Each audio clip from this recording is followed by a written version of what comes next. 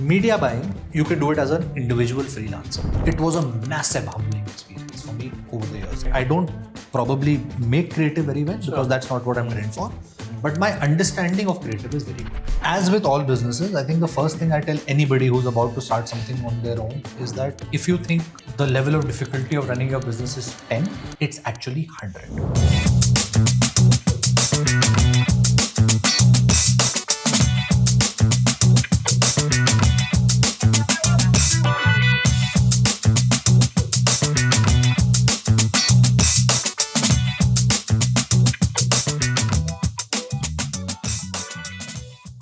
Ladies and gentlemen, welcome to yet another episode of This living room.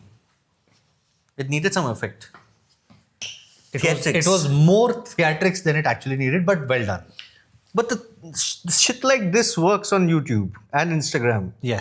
Hooky content. Very, very hooky. The kids have told us to do hooky content. Yeah. Cheers, man. Cheers. It's been a while since we've done this. This batch recording of episodes has given us some time. How long have you been employed at 367? 367 for about a year. Okay, before. 367 is the agency that Adi runs along with two other co-founders. You want to talk a little bit about 367 then get into like how long it's been for you? Oh, I'm just presuming the world knows what 367 is. Yeah, nobody knows what 367 is outside your circle. Nobody does. Nobody Yeah. at all. Okay, so 367 is the agency which I co-founded with Vishay, very dear friend of mine. About a year and a half back, another friend of ours, Sumit, joined us as the third co-founder. And we are primarily a performance marketing agency. But you've also done packaging and stuff. Yeah. I said primarily, where we do performance marketing for brands on their websites as well as marketplaces and quick commerce. And we do full spectrum performance, which is media buying and creative both. Okay. Other than that, given our backgrounds, etc., we also take on project-based work, which is about brand strategy, positioning, brand architecture, etc., etc. And we've also been involved with setting up brands from scratch, which is like even naming, logo design, visual language, packaging, all of that.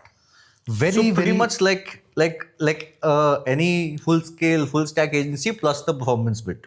Yeah. In terms of offering. Yeah, in terms of offering, but at like a much smaller size. And very recently, there's something which we are very... He's doing, it's called humble bragging. When he says smaller size, how many people do you have? It's 40, man. 40 for an agency is small. Yeah. Okay. And very recently, something which we are very excited about is building out an entire social media team. We have a point of view on how social should be run, and just some baby steps in that direction, right? So we have 4-5 brands that we are working with on social. We're building out a team, and we're very excited about the people that we are getting for social specifically. So that's another practice that we are building out. How long has it been for you? Like this work in total. Yeah. Like we started about 20 days before the lockdown, as in 2020. 2020. Yeah. So essentially, lockdown was 6 years. Yeah, lockdown was 21st March, right? Yeah. As in around that time. So 1st March was when Vishay and I decided to kind of start. Okay. And then the pandemic came and kicked your ass. It didn't actually. As unfortunate as the pandemic was, for our work, it was good. That's when the real takeoff of e-commerce happened in India, right? As in, because retail shut. But a lot of, the deliveries and all were stopped at that point in time. For a period, but then a lot of e-commerce deliveries started, right? And see, in our case also, a lot of the brands that we were working with at that point in time were not fashion, right? As in, those were the kind of brands. So essential goods, food, FMCG, stuff like that were getting exceptions for deliveries to happen. Then Amazon also started opening up and stuff like that. So obviously there was a phase when nothing was getting delivered. But largely the real e-commerce takeoff happened during that time in India, right? So we kind of rode that wave as well. Yeah. Why did you start up to begin with? As in, why did you start? And I'll tell you, we haven't fully introduced what the fuck we're talking about. We just started talking. So what we're going to talk about tonight? Thanks. Yeah. Sorry. What we're going to talk about is... By the way, before this, we were saying that we ramble a lot. And we just started rambling. Yeah. So we realized that, he runs his own outfit. I run my own outfit. This is not like a Gyan session on like, this is what you should do and this is what you shouldn't do. Because honestly, none of us know. right? I at least don't know. I don't know if he does. I have no fucking idea what works, what doesn't work. We'll just talk about our own journeys. And if we want to stay on for the ride, listen to our own journeys of how we built something, how we failed at a lot of other stuff, please stay back. But if this is not your scene, then bye. Now coming back to how we started. Yeah. More than I want to sort of sharpen that question a little bit. Yeah. What was your vision? Did you have a vision? If so, what was your vision? And just like it's not like yours was the first performance marketing agency to exist. There were other performance marketing agencies to exist. What in your mind made you guys special? And how would you structure that out and build that system out? Wow. Great loaded question. Very sharp. Very loaded. Yeah. And it has multiple sub questions in it. Okay. So just like one thing you probably know about me, when I get into something, I need to have like a long-term vision. Till that is clear to me, I don't take steps. As in that's one of the problems that I have. Like I make presentations, right? As in I have like, and even at the start of this, I made like a 10 slider on what, and earlier we used to be called Enso Business Consulting and what it should be, etc., etc. And there was a vision, right? As in essentially, the vision stemmed from our backgrounds, right? So I thought we had a great intersection, and which I still believe is the core differentiator that we have, is the experience that the founding team brings. Okay, all three of us have been part of mainline legacy FMCG brands, right? And handled brands, right? Like large budget brands, campaign, the full spectrum, right? It's FMCG, but yeah, largely health and wellness, right? So like Horlicks and Sumit handled Eno. Sumit, in fact, handled brand for Amazon grocery as well. Vishay handled honey, Dabur honey, real juices. So brand marketing. Vishay then went on to Go Ibibo, and he had a stint for a couple of years with Go Ibibo where he was doing brand marketing for Go Ibibo. So he had scaled up startup experience. I started a D2C brand in 2015, right? As in I was in the first wave of D2C brands, and that time D2C wasn't even a word, etc. So that experience, right? So the experience that we had, like bringing structured marketing ways of working from our past experience in FMCG companies to scaled up startups to early stage startups, all these three put together, we thought that we'll be able to offer value.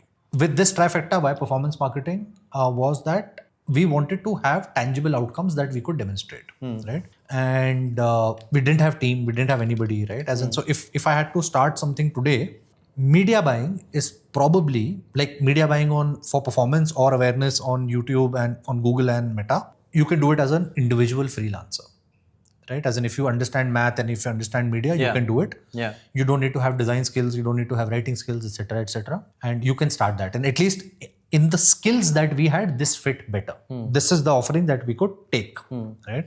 And then we just got lucky. Vishay knew a guy called Nikhil who was fairly senior up in Vadam at that point in time. And Vadam was our first brand that we started working with. Okay? Oh, okay. And interestingly, neither of us knew of Vadam, etc. So we were very new in the space, right? And Vadam, early 2020 was already a big name in the D2C world, right? As in, they had raised a ton of funding from Fireside. Vadam is in Noida, no? The office is in Noida. Yeah. I've been to the office. They had raised a ton of funding from Fireside, global brand, etc., etc. First wave of D2C brands who made it big in India. We had a very small mandate that we got from them, right? As in, if I remember correctly, it was manage Google ads for India. Like just that much, not even Meta, not even the full D2C, just manage Google ads for Meta. And from there, we worked with them for about 2.5 years, and our mandate kept increasing, and we started getting more work only on the media buying side, not creative, because they had a full out creative team. From there, things just kind of evolved. Yeah. The thesis changed a little bit, right? As in, we were also exploring work around sales and distribution. We did a project with Britannia very early on, which was around sales team enablement, because we've also done sales, right? As an FMCG sales, all three of us. And at that time, it was Vishay, me, and another friend of Vishay's who was part of the team. So we were figuring things out. Honestly, if you ask me, if I look back at the vision document that I had that's what I want to know. What was on the vision document? Yeah, I don't remember exactly what was on the vision document, right? But largely it was, we are not very different or we are not very away from it. I think one of the, it kind of defined core principles on which areas we would work in, which areas we would not work in. The one thing that we said was that we want to enable growth for new age consumer brands, right? As in, that was the core thesis around this, that anything which enables growth. And I remember one statement where we said that today the articulation of that enabling growth is performance marketing. It could be something else. What we would never do is never get into supply, right? Like, for example, we would never consult on supply chain or logistics or any of that, right? I don't think we are positioned to do it, but that's not even a capability we would build, right? We would only be on the demand generation side of enabling new age consumer brands. As in, that was largely the thesis. How did you want to structure your team? How Did you have any thoughts on that? Yeah. So we did entire as an Excel sheet team planning, right? These many media buyers, this, that, etc., right? And interestingly, the first member of our team is still with us. And yeah. And What's his name? Satwant. Oh, You know Satwant. Satwant? Yeah. So Satwant Vishay for a period was doing independent digital consulting before we started this. Satwant was recruited by Vishay for that work, and Satwant used to sit out of my previous company's office because Vishay didn't have a space, and Vishay was in Gurgaon at that time. So Satwant, and that company was called the Sweatshop, which was my sports and fitness business, which I did. Satwant used to sit out of there, right? And Satwant would kind of help us with our design as well, and Satwant would work with Vishay, and he would be based out of our office. So Satwant's migration was very natural, right? As in, for him, it was like, acha, Vishay was doing this, now ID is also doing it. Right, so Satwant was the first employee and in the team, and then Nitesh joined. Nitesh was also with us, and Nitesh joined. I think when the lockdown was just about happening, and I met him in Gurgaon, and then like after that I met him after 2 years because he went back to his hometown. So and that's how I started. And then essentially we were just doing people planning, right? As in number of accounts, time taken per account, bandwidth per resource, and then kind of get into how many people we would eventually need. Okay, what was one thing that you thought that you would be terrible at, but turns out that you weren't actually terrible at that? Is there anything like that comes to your mind? No, I think the other way around. I think I personally had, let's call it a chip on my shoulder, saying that I understand creative very well. Okay, I don't probably make creative very well because that's not what I'm trained for. But my understanding of creative is very good, right? It was a massive humbling experience for me over the years, and it still is. It still things surprise me, right? What works, what shouldn't work, as in the way we were trained in the FMCG world, right? As an insight, RTB, key proposition, etc., that entire structured way, then animatic, film, eval, brand study, all of that completely falls apart. Right? Especially for new age brands. Age brands. And I think we take a lot of assumptions to be truths in marketing, and they get very loosely supported by data, right? As in research data. And we do a lot of causality.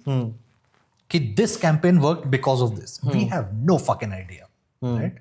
Some obscure consumer research where 200 people will suggest something, and we will take it that, because this imagery parameter moved and this was the key message, hence this campaign, right?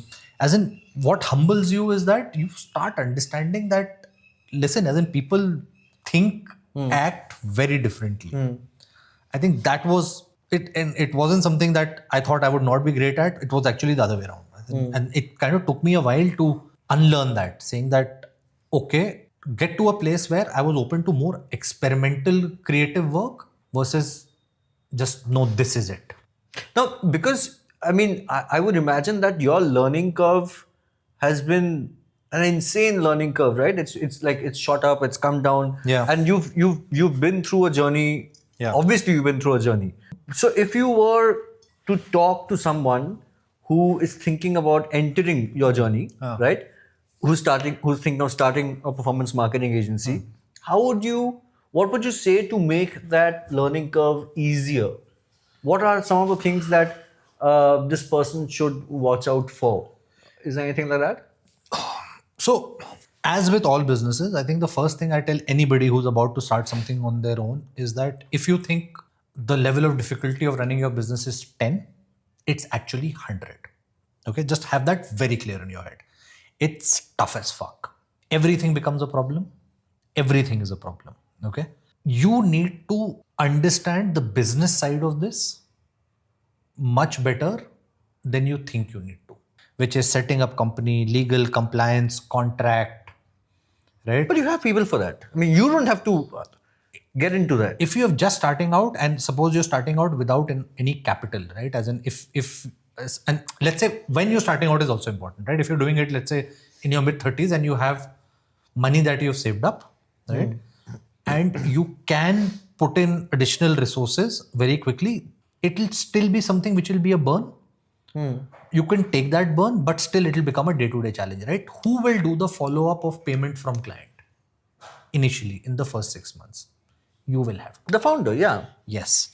Now, people don't estimate the time the operational work takes out. Right? Yeah. It's very hard. It's very energy sapping. While it just sounds like, oh, I have only 5 brands and I have to do 5 follow-ups on payments. The number might be small, but it's very sapping. You have to maintain a cadence saying that, oh, when did the invoice go? How many days later? You'll talk to one person, he'll say, Acha, talk to finance, something is wrong with the invoice, blah, blah, blah. Multiple things will happen. So that bit, and the second bit, again, which I keep saying in any services business, right? And true for product business as well, BD and demand generation. How are you looking at BD? Right? I think if you are younger and you have lesser credentials, right? If your CV... It's hard. It's harder. Yeah, for sure. It's significantly harder. Yeah. That requires effort. And I think a lot of people also kind of underprice or overprice themselves. Right? My take on this is, for the first year or so, just take whatever money you're getting and just go. Like, build a roster. Build badges, get badges. So it's a very interesting way to look at things. No, so I'll tell you why I say this also, right? So if you had to do time value, 0 revenue is worse than 10 rupees an hour. 10 rupees an hour is worse than 20 rupees an hour, and so on and so forth, right? But if you're at 0, you might as well earn 10, right? Build that experience, deliver, right? And your delivery has to be at par, irrespective of whether you are earning 10 per hour or 100 per hour, right? That's how your name gets built. You have your name has to get out. Even today, the source of business is what? A large part of our source of business is referral, right? Your past brands that you've worked with, they refer us. Current brands that we work with, they refer us. Obviously, friends and people in the network, like you give me references, I give you references, etc., right? People in the VC circuit refer us. So a large part of our is just referral, right? And it's built on your name. And it's built on our name. Yeah.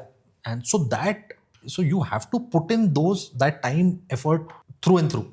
Last question to you, why would 367 shut down?